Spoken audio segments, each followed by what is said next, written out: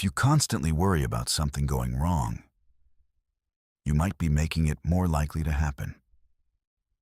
Not because you're unlucky, and not because life is against you, but because fear changes how you move through reality. It changes what you notice, what you expect, and how you respond before anything has even happened. And over time, that shift becomes a pattern. The same types of situations, the same outcomes, the same feeling that nothing really changes. Most people try to fix this by thinking more positively, or by trying to control what happens next.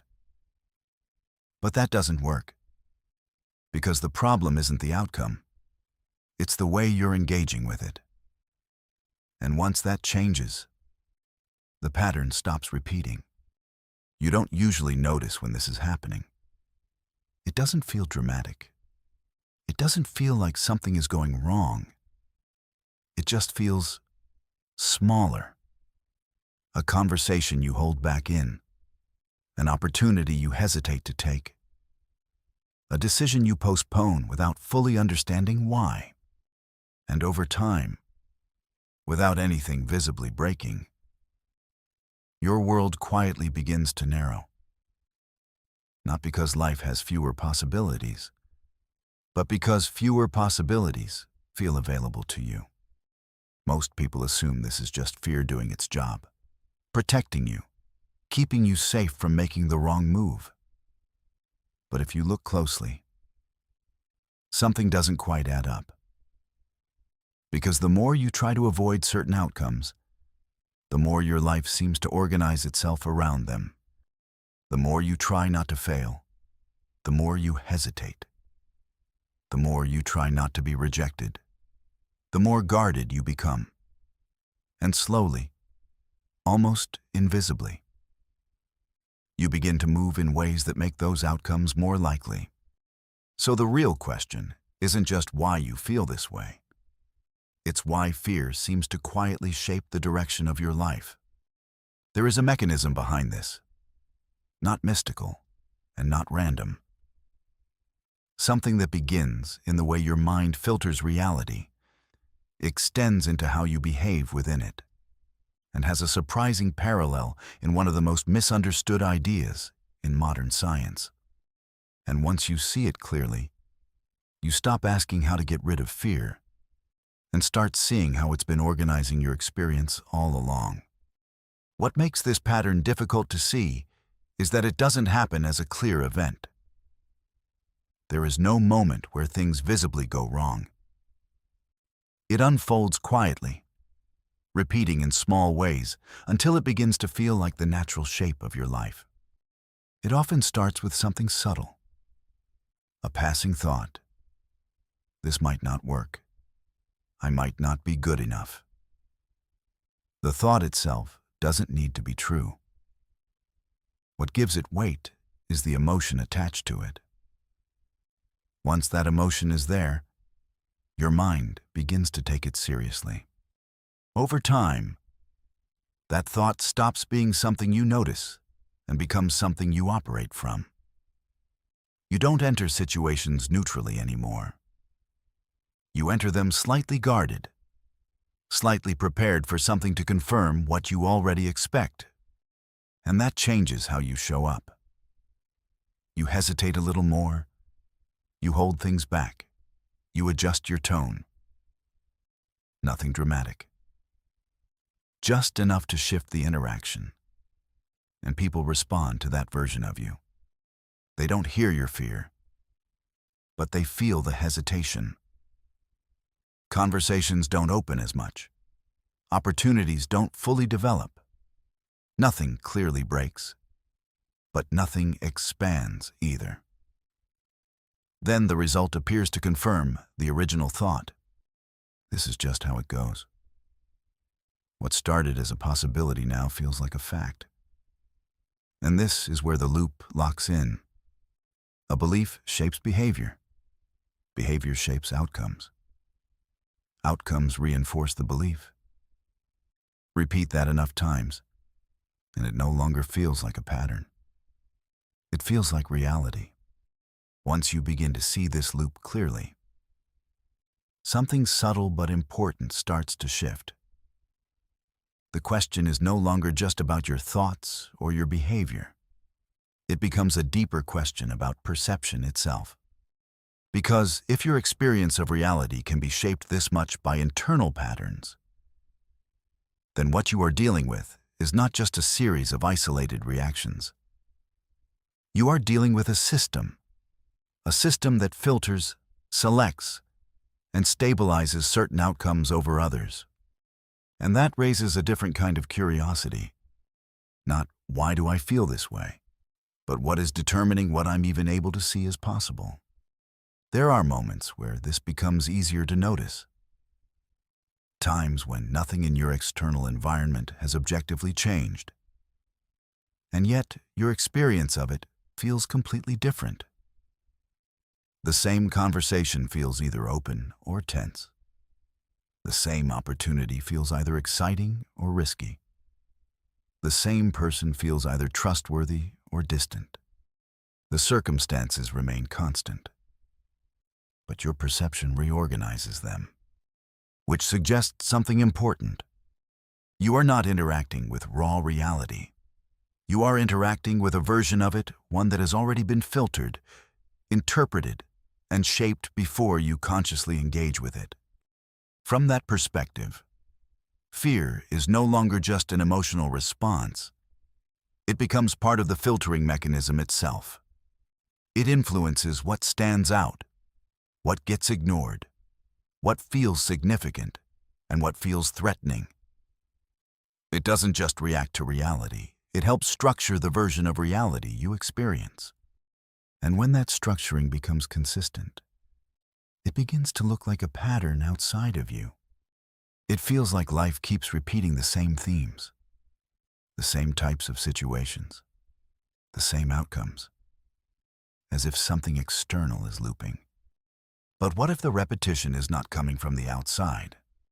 What if it's coming from the way the system keeps organizing what you notice, how you interpret it, and how you respond? At this point, the idea becomes less about controlling outcomes and more about understanding the mechanism behind them. Because once you see that your experience is shaped before you consciously act, a different kind of question opens up.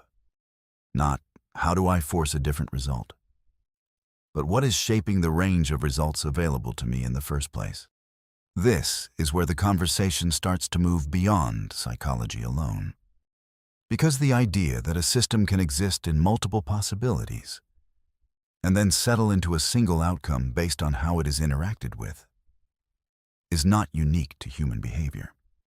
It shows up in a very different form in one of the most counterintuitive areas of modern physics. And while the two are not the same, the parallel is precise enough to offer a powerful way of seeing what's happening in your own life. To understand what's actually happening here, we need to slow down at one critical point, because this is where things are often misunderstood. When physics talks about the observer effect, it does not mean that reality changes because a human being is looking at it. It does not mean your thoughts send some invisible force into the world. In science, observation has a very specific meaning. It means measurement, and measurement is never passive. To measure a system, you have to interact with it in some way. At our scale, this is easy to ignore. If you check the temperature of a room, the thermometer doesn't meaningfully change the air around it.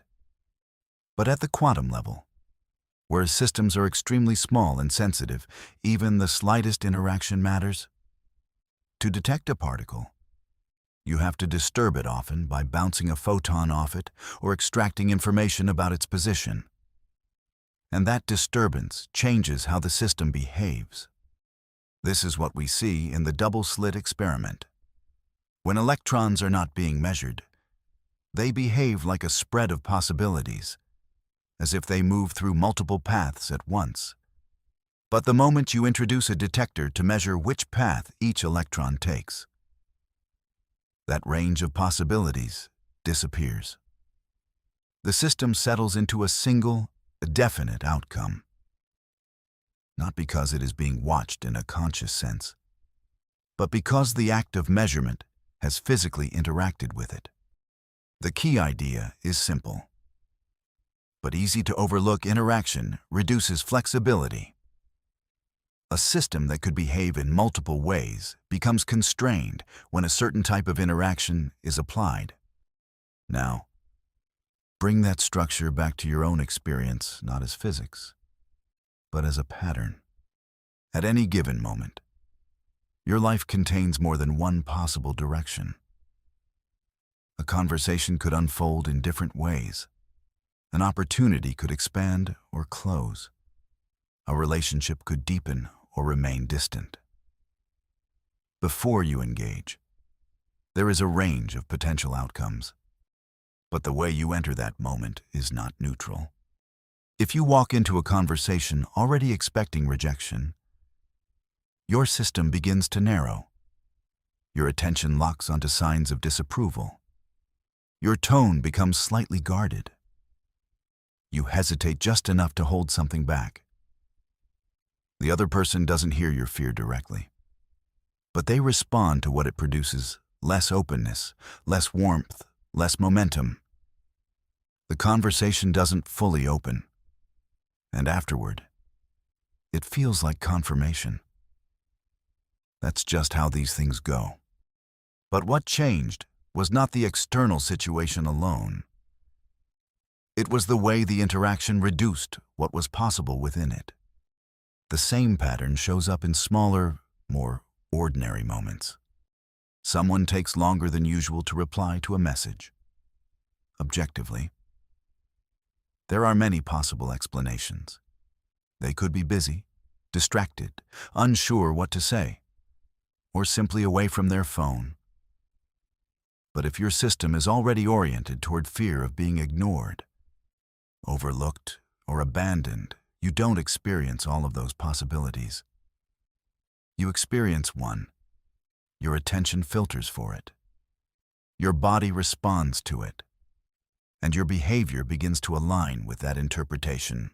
What was once open becomes defined very quickly. Or consider a situation where you are presenting an idea in front of others. Before you begin, there are multiple ways it could unfold. You might settle into it after a few moments.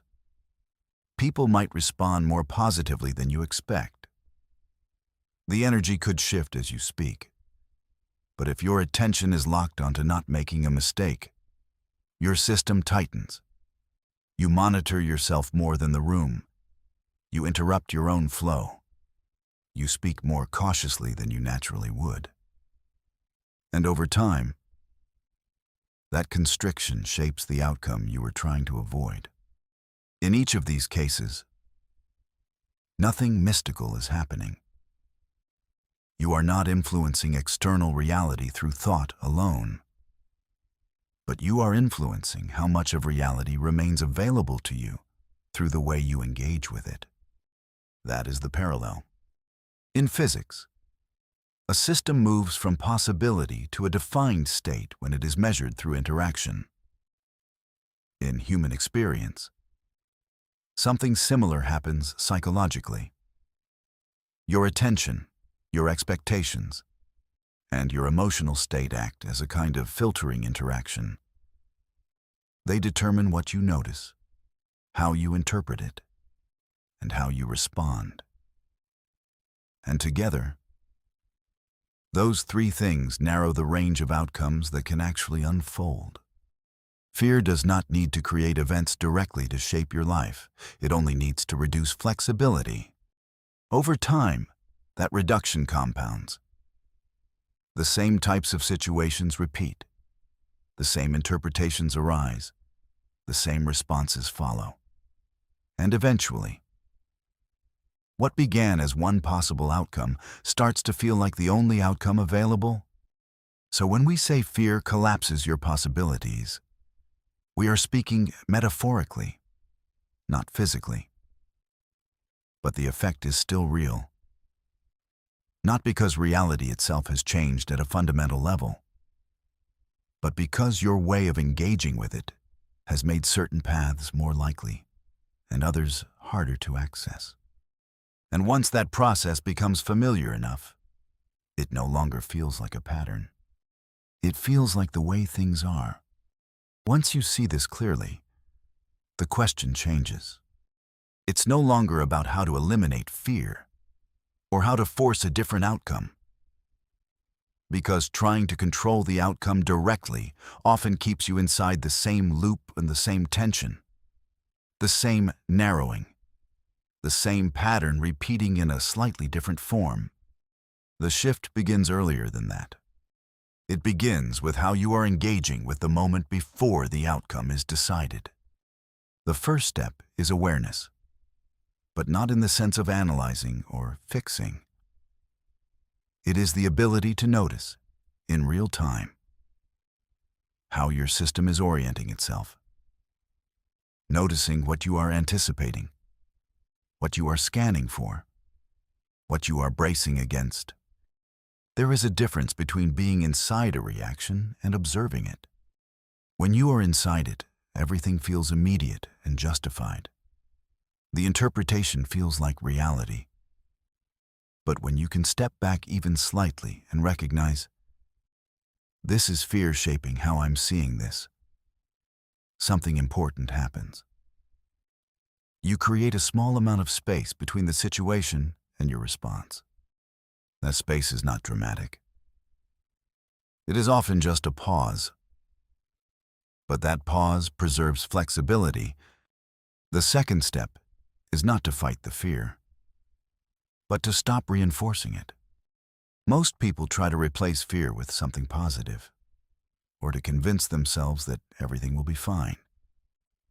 But if the underlying state hasn't shifted, that creates tension. You are still interacting with the moment through resistance. Instead, the shift is more subtle. You allow more than one interpretation to exist. A delayed response is no longer immediately labeled as rejection. A difficult conversation is no longer treated as a threat that must be controlled. You don't force a new belief, you loosen the certainty of the old one. This alone changes how you engage. Because when your interpretation is not locked, your behavior becomes less constrained. Your tone changes. Your timing changes. Your presence becomes less guarded. And those small shifts alter how the situation unfolds. The third step is where change becomes visible. Once your internal state is less rigid, your actions begin to reflect that flexibility. Not in a dramatic way, but in a way that is consistent. You speak a little more directly. You stay in the conversation a little longer. You don't withdraw at the first sign of discomfort. These are not techniques. They are consequences of a system that is no longer fully organized around fear. And over time, these different interactions lead to different outcomes. Not because you forced them, but because you allowed more possibilities to remain open long enough for something else to emerge. This is the part that often gets misunderstood. You are not trying to control reality. You are changing how tightly you are holding it. When fear dominates, everything becomes fixed too quickly. When flexibility is preserved, outcomes have space to evolve. So the practical shift is not to ask, how do I stop feeling fear? It is to ask, what am I already treating as decided? What am I collapsing too early? Because the moment something stops feeling final, it stops being inevitable. And that is where change actually begins. Not in forcing a new result, but in no longer locking the current one in place. So if we step back and look at everything together, what emerges is not a technique and not a belief system. It is a pattern. At the level of psychology, fear shapes perception, and perception shapes behavior. Behavior, repeated over time, stabilizes certain outcomes until they begin to feel like reality itself. At the level of science, the observer effect shows us something equally precise. Not that consciousness creates the world, but that interaction determines how much flexibility a system retains. A field of possibilities becomes more defined the moment it is forced into a clear answer. And somewhere between those two, a quiet parallel appears, not as proof, not as mysticism, but as a way of seeing more clearly. Because the question was never whether fear exists. The question is, how much of your life has already been shaped by the way you are relating to it?